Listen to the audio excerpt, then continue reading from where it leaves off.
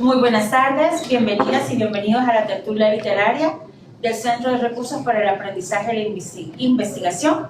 Hoy recibimos a Natalie Guzmán, académica del Departamento de Comunicaciones y Cultura, y va a comentar con nosotros las impresiones de su lectura sobre Un guardián entre el centeno de J.D. Salinger. Bienvenida, Natalie, y muchas gracias. Gracias. Este día quería abordar la novela, creo que es la única novela del escritor norteamericano J.D. Salinger. Yo pensé por mucho tiempo que se decía Salinger y se dice Salinger. Salinger nació en 1919 o 1920 y participa en la Segunda Guerra Mundial y tiene en esa experiencia de vida de la guerra varias situaciones que le comprometen emocionalmente, ¿verdad? Padece de depresiones y situaciones que lo llevan a pasar por diferentes tratamientos hasta superar un poco lo que sentía, aunque siempre fue bien famoso por ser recluso, por no salir mucho, por no gustarle que le fotografiaran, por varias situaciones ahí. Entonces Salinger, escribe esta novela, El guardián entre el centeno o El guardián en el centeno, pensando sobre todo en ese paso de la juventud a la adultez, ¿verdad? De la adolescencia temprana hacia la adolescencia donde ya se es adulto joven.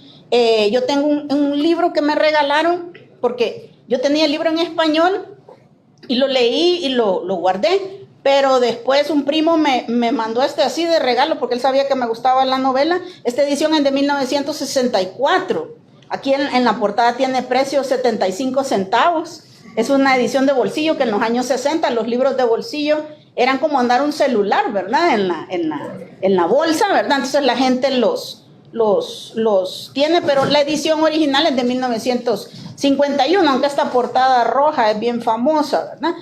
Cuando ya me regaló mi primo me deshice del que estaba en español porque dicen que solo los asesinos en serie coleccionan mucho esta obra, entonces yo no quería que mi familia me fuera a decir nada porque ya tenía dos, ¿verdad? Que le fueran a desheredar. Sí, entonces me deshice del otro, lo regalé y entonces conservé que me gustaba más porque tiene la portada, una de las portadas clásicas, porque son dos portadas clásicas que hay, una con un caballo que es de la edición original del 51 y esta que sale ya después de esa, que son las ediciones de bolsillo de la novela, ¿verdad?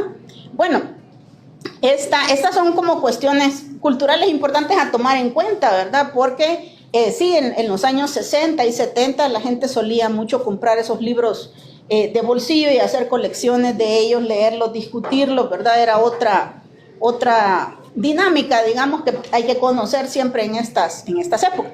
Bueno, entonces Salinger presenta esta obra en 1945, pero es hasta 1951 que ya la obra pasa a ser impresa en este tipo de libros, también en pasta dura, ¿verdad? Y se hace muy famosa.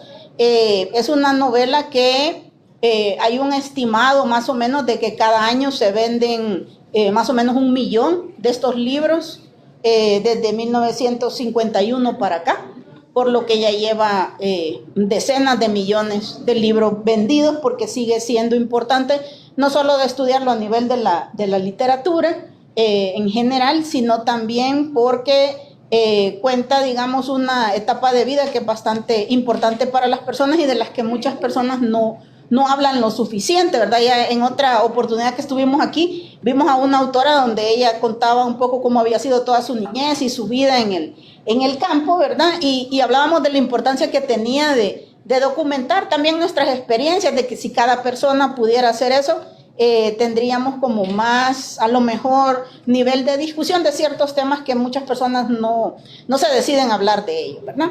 Bueno, entonces, el día de hoy quería hablar de la novela en sí y de la manera en la que está estructurada y qué elementos podemos encontrar ahí.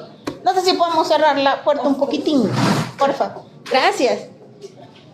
Bueno, El guardián en el centeno es acerca, no les voy a contar la obra, sino más bien algunos elementos que me parece importante poderlo retomar de la misma. El guardián en el centeno es una obra que tanto está dentro de las esferas de la discusión literaria, ¿verdad? Como ser una obra importante en el sentido que discute temáticas bien existencialistas, pero de manera muy sencilla, con un lenguaje hasta bastante coloquial de la manera como hablan los norteamericanos y los jóvenes de esa época también. Hay muchos elementos ahí de lenguaje que se pueden destacar de la forma como él cuenta la historia, pero también porque tiene mucho de lugares específicos a donde él estaba, a donde iba, situaciones en las que se tiene que enfrentar y temáticas que en ese tiempo a veces solo se discutían o se presentaban, digamos, en el cine. La televisión todavía no era un elemento distractor o al que se podía recurrir para ver este tipo de narrativas. Había mucha censura. En cambio, en el cine y en la literatura todavía no había ese tipo de censuras. Y entonces, cuando se establecían temáticas de este tipo, pues había muchas personas interesadas en saber qué se iba a decir ahí, porque no necesariamente se iba a hablar en la sociedad de ese tipo de temáticas. Por ejemplo, una de las temáticas que sigue siendo importante hoy y que lo va a ser siempre y que se discute poco y que en esta obra se aborda es todo el tema de la inteligencia emocional, de la salud emocional, de la salud mental, de la salud de las relaciones interpersonales, de aquellos problemas que pueden tener un impacto grande en el desarrollo de la persona joven y cómo eso puede afectar en la adultez, temáticas que son censurables socialmente y de que la gente no quiere hablar, y entonces ahí se van a abordar. Entonces tiene una importancia bastante notoria, ¿verdad?, para lo que presenta la novela. Bueno, entonces, como les decía, el autor nace más o menos cerca del año 20, y cuando está trabajando esta novela va a tener como mucha cobertura el hecho de que la está presentando, y parece que en el momento que la está presentando y le toman muchas fotografías, a él eso no le gusta, y desde entonces, por la celebridad que le trajo esta novela, decide pues recluirse. Y luego ahí vamos a ver un clip aquí de un documental que se ha hecho sobre esa vida de reclusión y la manera en la que los medios le dan cobertura a ello, ¿verdad? Bien, él tiene varias otras obras. Algunas se desprenden de esta también. Tiene algunos personajes que van a aparecer en otras obras, pero esta es como la principal y, como les decía, su única novela. Bueno, entonces la relevancia de la obra, en primer lugar, está por el tipo de temáticas que aborda, que son temáticas que siguen siendo censurables. La sexualidad, el uso del alcohol y del cigarrillo, todo el tema de no poder necesariamente discutir con un adulto o con otras personas ciertas temáticas que pueden estar acongojando a una persona joven o a una persona adulta también. Toca el tema del suicidio, toca el tema de la muerte temprana de una persona y cómo otros, sobre todo los jóvenes, van a lidiar con esa situación. Y tiene traje algunas anotaciones de algunos elementos. Les decía al inicio que este tipo de novelas vi que recibían el nombre alemán, que es muy común utilizarlo en el idioma inglés, que se llama Bildungsroman, ¿verdad? Pero no sé cómo traducirlo. A partir de lo que leí, tiene mucho que ver con cómo se narra la historia de un joven que pasa de una etapa de niñez a una etapa adolescente, ¿verdad? Sí. Yo quiero hacer dos comentarios. Una sobre esto del Bildungsroman. Yo había escuchado que, por ejemplo, novelas como Grandes Esperanzas de Charles Dickens cumplen este género también de Bildungsroman, porque uno ve toda la evolución del personaje. Por ejemplo, allí Pippin empieza desde que es niño hasta que se convierte en un joven adulto. Entonces uno va viendo todo el crecimiento del personaje. Entiendo yo que algo con eso está relacionado. Y lo otro que me llama la atención, Natalie, es sobre lo que usted estaba mencionando. Usted habla de que a él, por ejemplo, no le gustó mucho lo de las fotografías y todo eso, y a mí me llamó la atención porque ahora que yo estaba buscando una sinopsis en Casa del Libro, Esto es lo que encontré en la sinopsis. Dice, por expreso deseo del autor, no está permitido que la editorial aporte en su material promocional ningún tipo de texto adicional, información biográfica, cita o reseña relacionada con esta obra. Sí, incluso en la obra original atrás habían puesto una foto de él quizás de unos 25 años o 30, porque él es del 19 y la obra sale el 51, entonces ya habrá tenido más o menos unos 30 años y la mandó a quitar, o sea, dijo que ya no se imprimían más ediciones con su nombre, entonces ya le quitan la chaqueta, como se acuerdan que antes los libros traían una chaquetita, sobre todo si eran pasta dura, ¿verdad? No así de bolsillo, y queda esta portada porque no le gustaba a él que atrás pusieron una foto así de este tamaño, entonces todavía, sí, era muy, se puede decir recluso, ¿verdad? Era muy... le gustaba aislarse, creo que vivía su privacidad. Sí, creo que vivía en Connecticut, pero el problema era que de verdad, híjole, pero también por ser así, también lo que le sucedió es lo que ocurre en estas sociedades desde hace muchos años, es que mucha gente siempre estaba haciendo vigilia cerca de donde él vivía para ver cuando saliera, aunque sea a recoger el periódico o la leche, tomarle una foto, ¿verdad? Para cuando saliera a sacar a la cabeza o asomara por la ventana. Entonces hay muchas fotos de ese tipo, de él pasando por una ventana, de él recogiendo un periódico, de él apartando unos pájaros así de un árbol. O sea, hay fotoperiodistas y personas que solían hacer eso. Gracias, Jenny. Creo yo que lo que hace distinta, ¿cómo podríamos decir? Aparte el Bildungsroman de cualquier otro tipo de novela donde el personaje se note cómo cambia de una etapa de vida a otra, es la introspección que hace el personaje. Es decir, en una Bildungsroman el personaje central está narrando su vida y está contando los cambios que acontecen en ella. No solamente aparece cómo pasa de una etapa a otra, sino que el personaje los está contando, los está analizando, está de alguna manera planteándose, es más introspectiva, ¿verdad? No solamente ver el paso de una etapa a otra, porque generalmente en las películas vemos esas transformaciones que sufren los sujetos, pero tiene mucho más que ver con esto, ¿verdad? Esa introspección personal, en ese examen acertado, ¿no?, que hacemos de las situaciones de vida en la que estamos en determinado periodo, ¿verdad? Entonces, si querés, no sé si podemos ver uno de los primeros videos. ¿Cuál de los tres? ¿El de Rebel in the Ride? Esa es una película que se hizo sobre Salinger, perdón.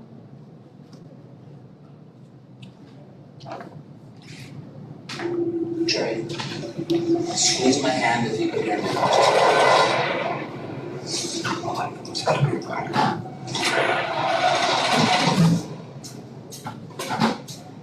There is nothing more sacred than story. How does that sound, Mr. Salinger?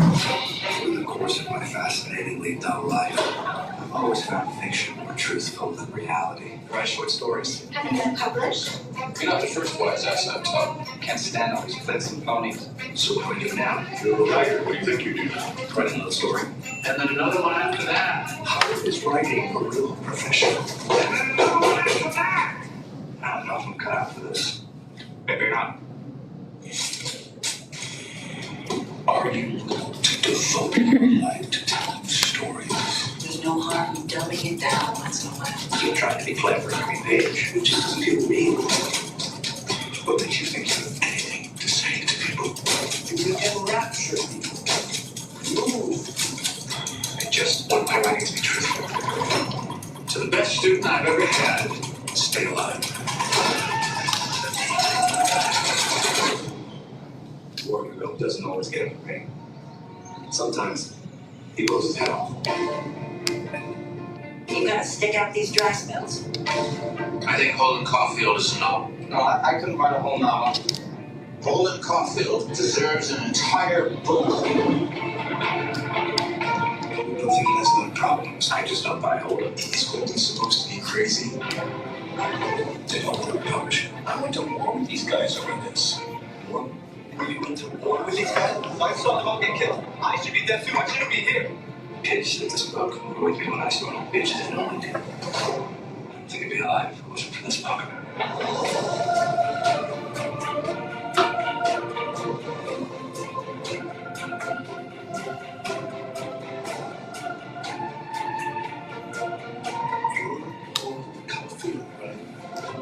Imagine a book that you would want to read and then go write it.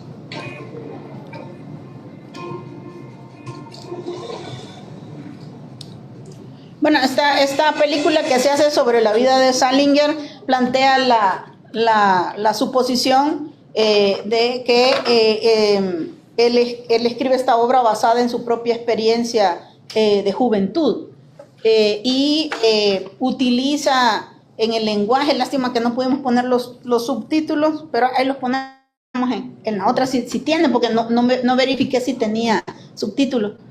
A veces tiene subtítulos automáticos de todas maneras, pero bueno, no lo verifiqué.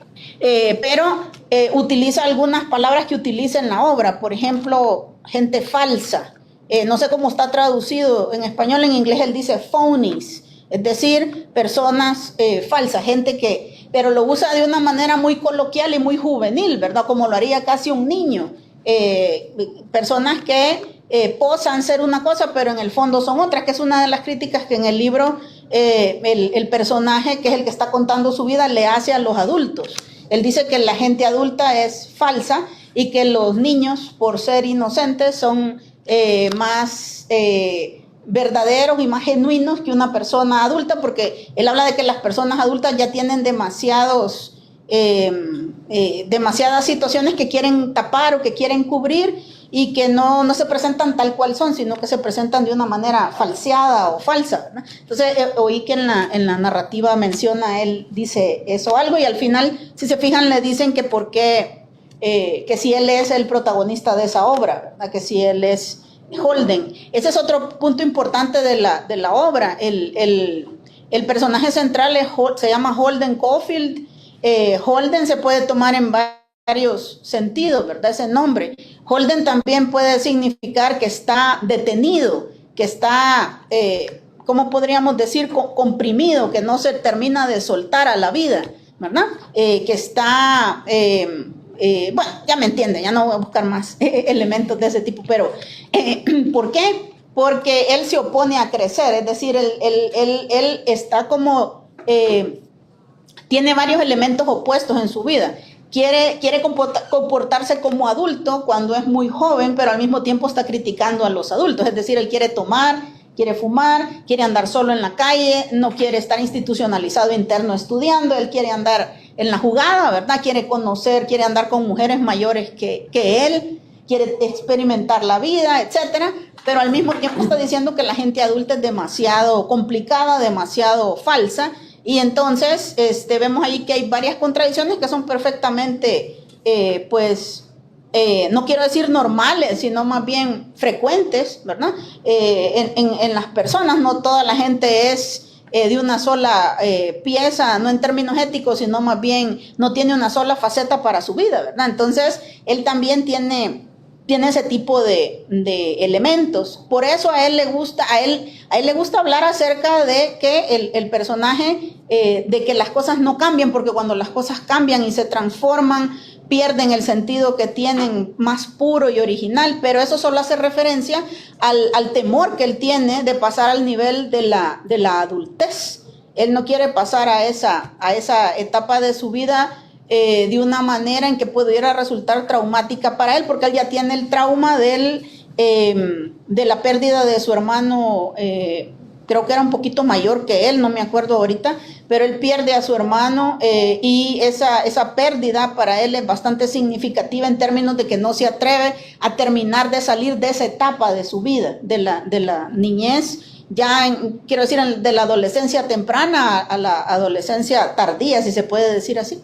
Y entonces le gusta ir a lugares conocidos. Por ejemplo, dentro de la novela, y esto aporta al simbolismo de la novela, a él le gusta mucho ir al Museo de Historia Natural de Nueva York. Él hace un recorrido porque lo expulsan de la escuela donde él está, y entonces hace un recorrido temas de conducta y temas de que se pelea con los compañeros y todo eso.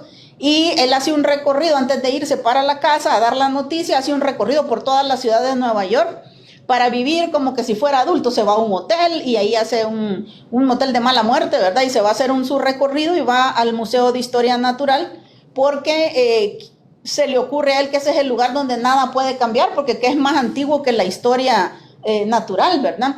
Aunque encuentra varios cambios ahí. Va al Parque Central también de Nueva York.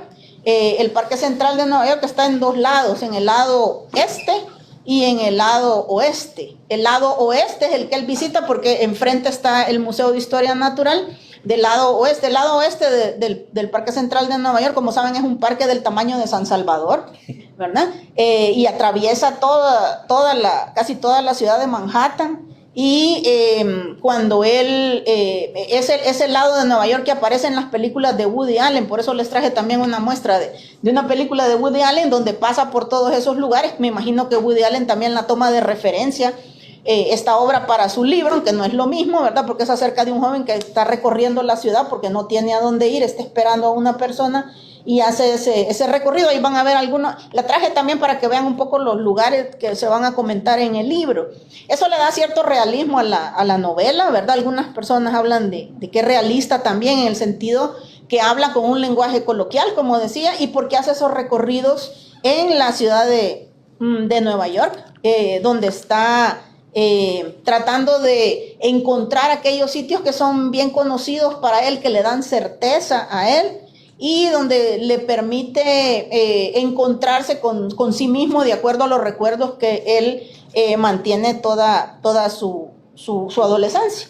También habla acerca, y esto es como un símbolo también en la novela, que cuando visita el Central Park se va a la zona donde están los patos nadando en un lago, pero el día que él va esta vez dentro de la narrativa de la novela, ese día está congelado porque está haciendo frío y no hay patos, pero él está pensando en ese ciclo, que los patos siempre regresan, que los patos siempre van a estar ahí, que están juntos, que es un recuerdo importante para él, ¿verdad? Entonces va a ser todo ese recorrido en lugares que para él le dan determinada certeza. Dentro de sus relaciones interpersonales vemos que hace un recorrido a nivel de la gente que él ha conocido en el pasado y que en ese momento está evocando porque le da cierta seguridad. Sin embargo, vamos a ver que él como personaje es muy complicado porque es contradictorio, le caen mal los mentirosos, pero él tiende a mentir mucho porque se inventa cosas que no son reales como para impresionar a los demás, ¿verdad? Sobre todo miente acerca de su edad. Va a bares y a lugares donde le piden identificación y luego lo sacan, se sienta en la mesa con mujeres y para impresionarlas y luego se van y lo dejan con la cuenta y no haya cómo pagar. Tiene varios elementos así de ese tipo. Natalie, ¿Sí? tengo una pregunta. ¿Por qué era el título? El título es porque él dice que a él le gustaría de alguna manera, creo que hay una novela que hace referencia, ahorita no me acuerdo del autor, que hace referencia a ese título, o más bien Salinger lo retoma de esa novela para pensar en el guardián en el centeno. Él dice que para él, a él le gustaría ser el personaje de la novela, un guardián en el centeno, porque dice él que como la niñez es la etapa de la vida más inocente y más genuina, a él le gustaría ser un guardián en un lugar donde estuvieran jugando niños para ponerse a la orilla del precipicio de ese tipo de campos, para cuando un niño se fuera a caer, él lo pudiera agarrar, ¿verdad? Él sería el guardián de ese lugar y estaría atento a que los niños no se caigan.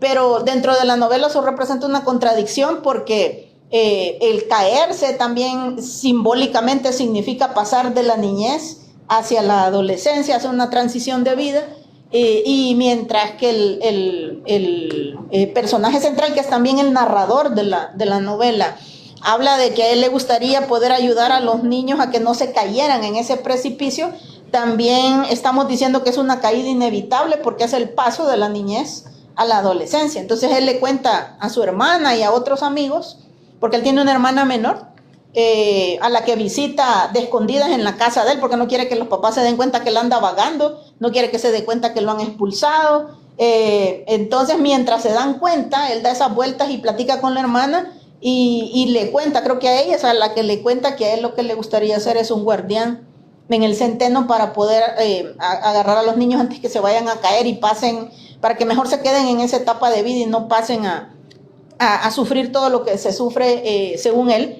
en la adolescencia, que no es ni niño ni es todavía un adulto, ¿verdad? Y entonces se siente incomprendido, se siente, como decía, con el nombre Holden, es decir, sujeto no se quiere mover de ahí de donde está, según él, ¿verdad? Aunque, como les decía, es contradictorio porque hace muchos simulacros de que está más grande, de que vive otro tipo de vida bien diferente a la que tiene él, pero sobre todo se centra mucho la narrativa en de qué manera él cuenta sus relaciones con otros, que generalmente son bastante complejas. Por ejemplo, él quiere mucho a su hermana, pero casi no la ve porque los papás lo tienen interno y entonces tiene una mala relación con los papás. Y entonces para él ver a la hermana la ve de escondidas. De ahí tiene compañeros, por eso él también, si leen la novela van a ver que hay muchas descripciones acerca del físico de él. Él no es un muchacho que se arregla para estar guapo, él es un muchacho que quiere permanecer con una apariencia como si todavía fuera un niño. Por eso anda con un sombrero, creo que son los sombreros que se ponen para ir a pescar, porque son los que he visto de que hay gente que se va a pescar a los pantanos con las escopetas y andan buscando, o a los ríos buscando patos y andan con las botas altas. Son unos sombreros que tienen 2 orejas aquí que caen. Entonces él anda siempre con ese sombrero, porque dice que quiere tener algún elemento que sea como distintivo de su personalidad.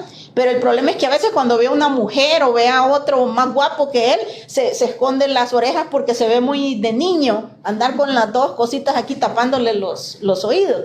Es de esta gente que se viste toda de cuadriculado, que anda chaqueta cuadriculada, anda chaqueta cuadriculada, anda el sombrero cuadriculado. Señor. No, es que es un trajecito muy típico de la gente que se va a cazar patos, ¿verdad? Cuando camisas de franela. Ajá, camisas de franela cuadriculada y el sombrero cuadriculado con las orejitas aquí. Entonces, la relación que él guarda con otros es un tema bien importante porque él se va dando cuenta que la gente cambia, que la gente se está transformando, que no siempre todo se mantiene tal como él quisiera que estuviera, incluido las instituciones, el parque, va al parque, ya no están los patos. Se acuerda que fue en primavera, llega en invierno, se va al Museo de Historia Natural y él se acuerda que hay cosas que estaban de una manera y las encuentra de otras. Entonces él mismo se está dando cuenta que todo tiene ciertos cambios. También visita viejos amigos buscando certeza, ¿verdad? Voy a visitar a esta persona, y cuando lo visita lo ve que tiene manías o que tiene cuestiones que a él no le gustan, ¿verdad? Y entonces se va retirando de algunos y va buscando su propio camino sin buscarlo, porque la verdad que no puede evitar crecer y no puede evitar tener ciertos cambios en su vida o meterse en ciertos problemas, ¿verdad? Natalia. Sí. La versión que yo leí, bueno, en inglés no leo. Si leo no comprendo bien. Sí. Pero no sé si puede confirmar o no, a mí me pareció interesante ese sarcasmo ácido que tiene para describir las cosas. Y como un sarcasmo que como que le aburriera a la sociedad, como que le aburrieran las personas, está cansado. En inglés es la misma forma. Sí, es la misma forma. Está bien traducido el que... Sí, es la misma forma, tiene mucho sarcasmo, tiene mucha... recuerda un poco a la escritora la Patricia Highsmith, que también es... sí, la de Mr. Ripley. Ajá, sí, sí. He leído de Mr. Ripley. Sí, es una novela que tiene varias películas, por cierto. Entonces, yo soy al revés que usted, yo llego de la película al libro. En este no, porque no tiene película así como tal. Tiene algunas en inteligencia artificial que han hecho trailers supuestos, pero no les encontré nada real, ¿verdad? Por eso no. Pero sí usa el mismo sentido bien irónico para hablar de la gente. Cáustico. Sí, es bien duro, ¿verdad? Pero al mismo tiempo es burlesco, ¿verdad? Pero igual creo que de esa manera es como él trata de frenar la forma en la que le va a afectar a él la situación que se le está presentando en relación con aquella persona a la que critica de forma tan dura, ¿no? Natalie, perdón, pero están llegando comentarios y preguntas. Lo Sí. puede leer. Vaya, chivo. Bueno, vamos a aprovechar para saludar a quienes están siguiendo la transmisión. Michelle Recinos, Marlo Carranza, Manuel Quesada, Silvia Susana Mayorga, que dice muy buena tertulia, saludos. Gracias. Y luego está aquí la pregunta de Natalia Ponce Rubio. Muchas gracias, Natalie, por la tertulia. Aprovecho para preguntarte, ya lo comentaste un poco, ¿hasta qué punto crees que Holden idealiza la niñez como un refugio? Y la otra pregunta, perdón que se me hizo largo, y la otra pregunta es, si no mal recuerdo, la novela de los años 50, y en ese sentido está ambientado en un Nueva York post Segunda Guerra Mundial y en transformación, y pienso que eso influye el conflicto que tiene con el mundo. Si Holden viviera hoy, digamos, ¿cómo crees que sería ese conflicto con el mundo ambientado en nuestro presente? Primero que nada, creo que lo primero que se puede destacar de ahí es que cabal, el autor se adelanta a su tiempo en esa época, porque todavía en el año 45 que él termina la obra y la presenta de manera menos formal que ya como una obra publicada en el 51, todavía no se está hablando de la cultura juvenil. En ese tiempo, acordémonos que los jóvenes en los años 40 y principios de los 50 se vestían igual a los papás, ¿verdad? Lo que variaba era la edad que tenían, pero eran simplemente personas menores que en algún momento iban a llegar a una edad adulta y iban a hacer todo lo mismo que los papás. Pero acordémonos que en los años 50, al mismo tiempo los medios y al mismo tiempo ciertas organizaciones juveniles que se oponían a la guerra, que se oponían a la misma manera uniforme en la que se manejaba la juventud, van generando literatura y discusiones acerca de menos consumismo, conozcámonos más de cerca. Entonces hay una obra que ahorita no me acuerdo, que es de este movimiento Beat, que hacen en los años 50 hacia finales, donde están protestando por el consumismo y por la falta de relaciones interpersonales más sólidas. Hay toda una generación Beat, no me acuerdo ahorita del nombre, ¿perdón? Del texto. Ajá, del nombre del texto, pero se le llamaba la generación Beat. Y solo que la generación Beat es posterior a este libro, porque es cerca de finales de los años 50.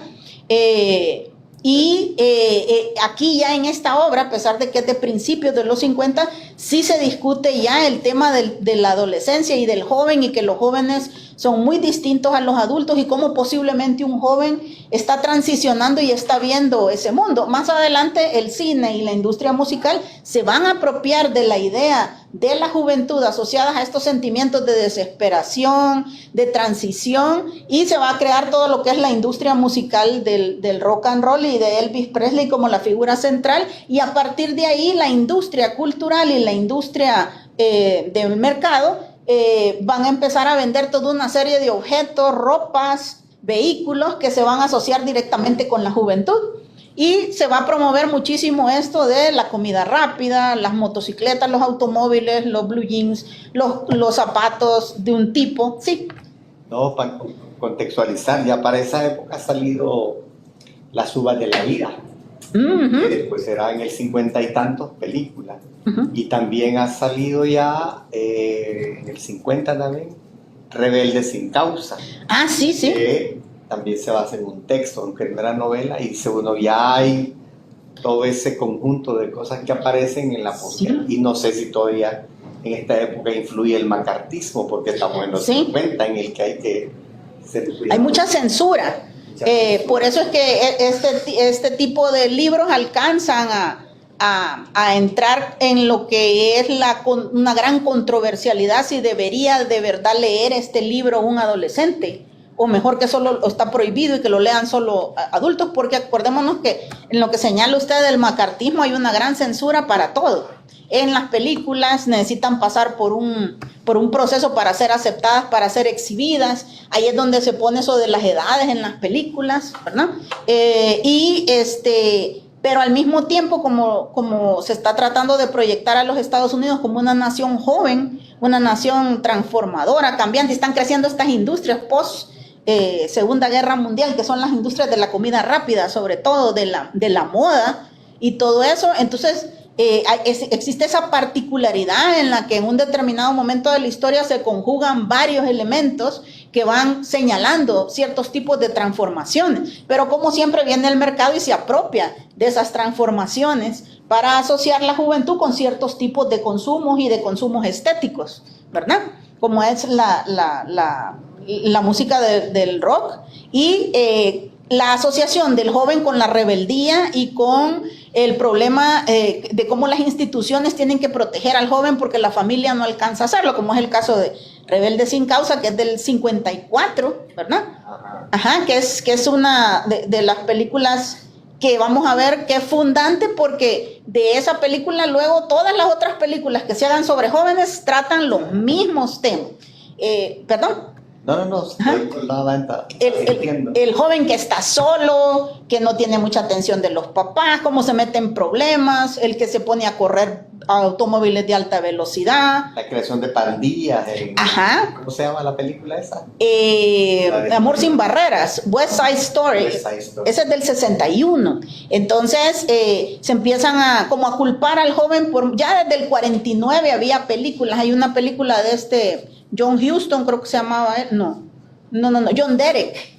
De John Derek en 1949, que se llama, no sé cómo se llama en español, pero se llama, el traducido es como Toca cualquier puerta, ¿verdad? Y eso es acerca de un joven de 17, de 18 años que empieza a meterse ya en el crimen organizado, en todo lo que eran estas películas de gángsters. Incluso sale Humphrey Bogart de su abogado defensor, ¿verdad? Quien dice, este joven es delincuente porque su papá fue delincuente y entonces le hereda esa mancha y él ya no puede salir de ese mundo porque es su destino estar en esta. Y entonces la sociedad debe entenderlo y él tenía que mantener a su mamá con los hermanitos porque la señora tenía varios hijos y entonces no podía salir de la casa y él entra en ese mundo de delincuencia, que es un tema que sigue vigente todavía hoy en muchas narrativas, desde películas hasta telenovelas, ¿verdad? Pasando por las series y todo eso. Entonces es un momento bien importante, como señalaba Natalia, ¿verdad? Porque tiene mucho que ver con la creación tanto mediática como literaria, como cinematográfica, de industria musical, publicitaria, etcétera, de qué es el joven, qué significa ser joven, qué tipo de identidades están vinculadas con la juventud y en un tiempo en el que se va a redefinir esa edad con respecto al mundo de los adultos. Entonces está todo ese elemento, pero también está eso, ¿verdad? Que no es cualquier adolescente, tiene un lenguaje muy, sí, de verdad, es bien ácido para sus comentarios y para cómo plantea las cosas y cómo ve a los demás y cómo los desmenuza, los critica, se pelea con todo el mundo, tanto peleas físicas como peleas verbales, está bien distanciado de los demás. La actividad se llama tertulia, ¿verdad? Se llama tertulia, voy a meter otra vez. Dele. A mí me llamó la atención y ahora explicas, ahora que contaste más, entendí por qué se fijó en ese lado del Central Park, donde está el lago y congelado, y lo de los patos. Entonces, decía, qué noción, si le gustaba visitar el museo, como que es normal pensar que hay animales que migran, ¿verdad? Uh-huh. Pero ahí no estaba contemplado que los animales migraran. ¿Sí? Me llamó la atención eso como un dato curioso que me causó cierta risa, ¿verdad? Entonces, sí, sí, de hecho, pues sí, como es de historia natural, ahí están todos los fósiles, están todos los mamuts, las cosas que ya no van a cambiar, que siempre van a ser así, según él, ¿verdad? Pero siempre hay nuevas colecciones que entran, siempre hay cambios, la fachada no cambia mucho porque obviamente es una fachada clásica, ¿verdad? Y todo eso, llegan los artistas a hacer sketch de todo eso, pero él encontraba cambios igual, cambiaban colecciones, entonces ese tipo de cambios a él le hacía ruido, ¿verdad? No quería aceptarlo cuando veía que él mismo era alguien que estaba en un momento de cambio, ¿verdad? Entonces, no, al contrario, las participaciones me ayudan mucho porque precisamente son tertulias, ¿verdad? Pero sí, la década es fundante en la construcción de la imagen de la juventud, tanto aquella muy artificial que nos presentan los medios en términos de que no terminan pues de contarnos todas las facetas, no porque sea artificial en sí, sino porque se limitan a una narrativa que genere pues ingresos de taquilla, ¿verdad? Y que ahí va a ser prácticamente, si vemos Rebelde sin Causa, veríamos una presentación de esto, pero a nivel de gran taquilla, ¿verdad? De un efecto mediático bien importante. También hay otra referencia que la gente que es de los 80 y de los 90 va a encontrar ahí un elemento, y es, por ejemplo, esta serie que se hace en televisión que se llama Los Años Maravillosos. Los Años Maravillosos o Wonder Years. Los Años Maravillosos hacen mucha referencia, no exactamente, porque Kevin, que es el protagonista de Wonder Years, es un niño bien educado, no es Holden, ¿verdad? Es un muchachito bien tranquilo, pero nos va a presentar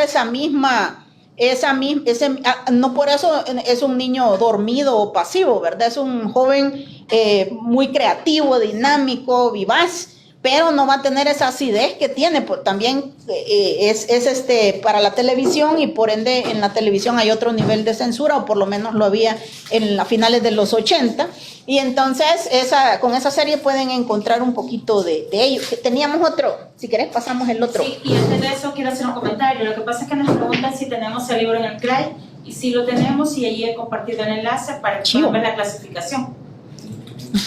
Hasta tiene el nombre de una persona que lo tuvo, porque a mí mi primo me lo compró usado, pero no puedo decir el nombre. Es tan fácil obtenerlo en sí, se puede encontrar a veces. Sí, yo ahí lo encontré hace... ¡Ay, chivo! ¿A dónde lo halló? Ya no me acuerdo, pero ok. Yo lo tenía y lo había leído en línea hace rato. ¡Ay, chivo! Pero fue obtenido de la red.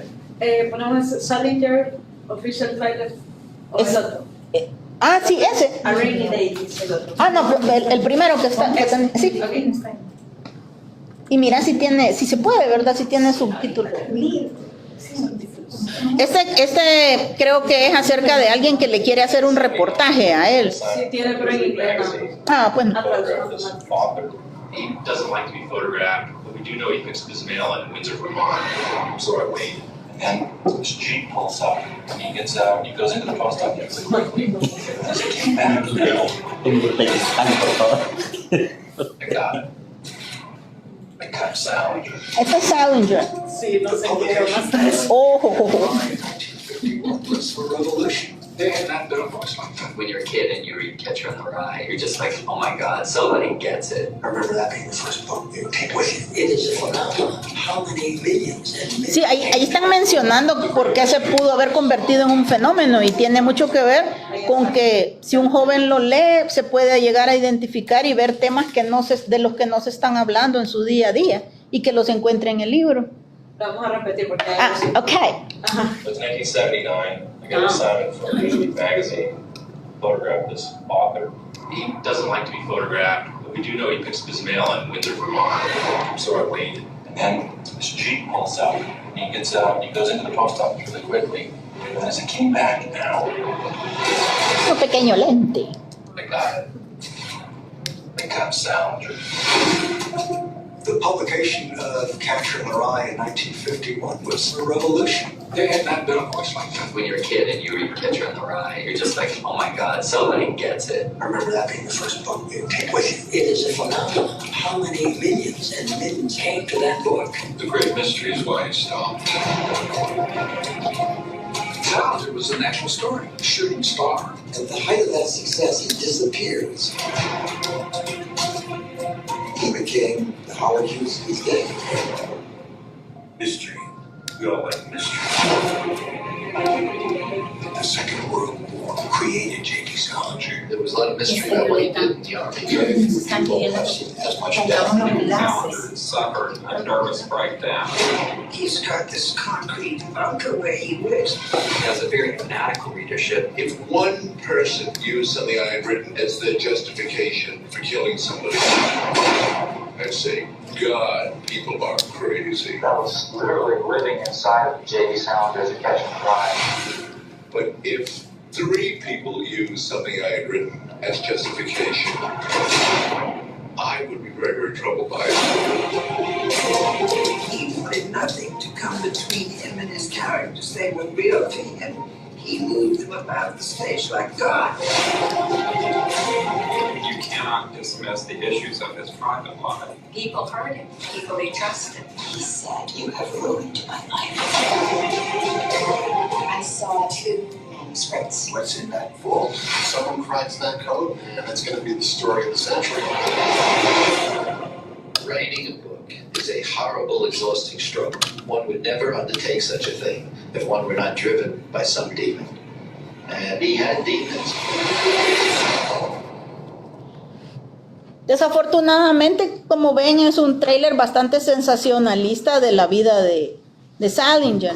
Es lo que quería que vieran un poco imágenes de cómo era el autor, ¿verdad? Y la persecución que le hicieron, ¿verdad? Tratando de demonizar también, a la vez que alababan el libro, lo demonizan mucho.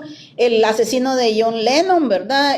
Aclama que él lo mató porque se inspiró en el libro. O sea, un montón de gente lo usa de excusa para lo que van a hacer, lo cual, si ven, es salido de proporción, ¿verdad? No tiene que ver directamente con qué pasa con el autor. Él no es responsable de lo que otra gente hace con el libro, ¿verdad? Pero se ha planteado de esa manera y le resultaba bastante,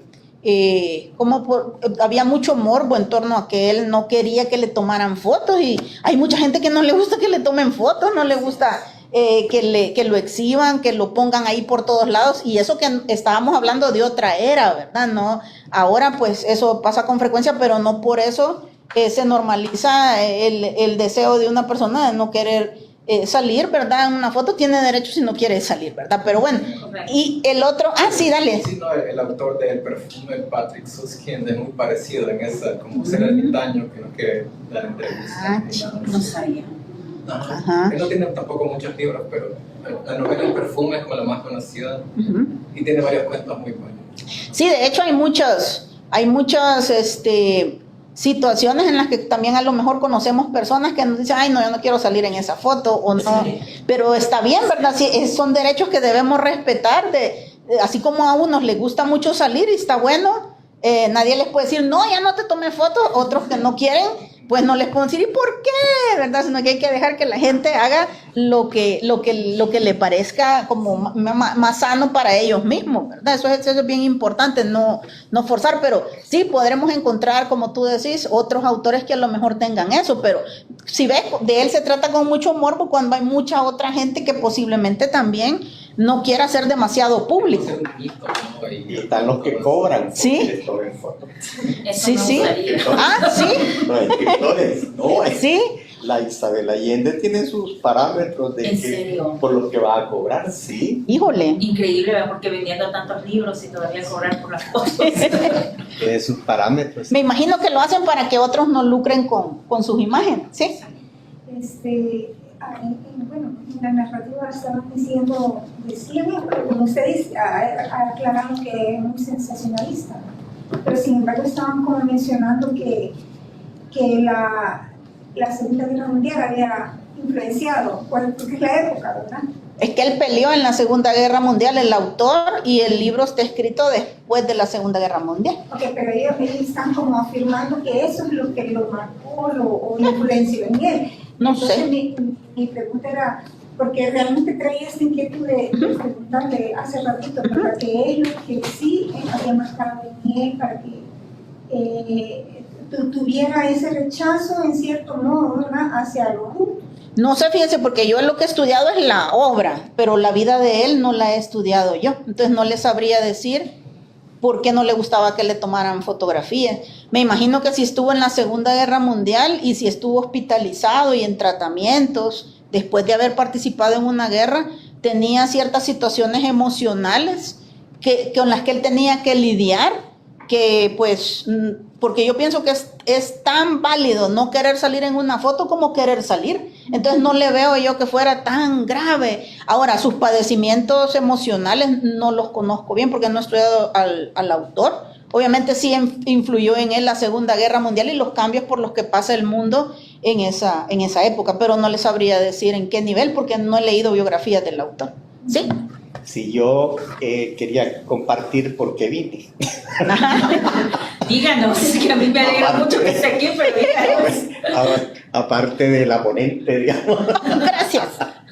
Yo vine porque tenía la inquietud de ver, porque ahí está planteada la educación, ¿verdad? Sí. Y el régimen educativo. Y recuerdo varias novelas que tienen eso, tratan adolescencia y tratan educación.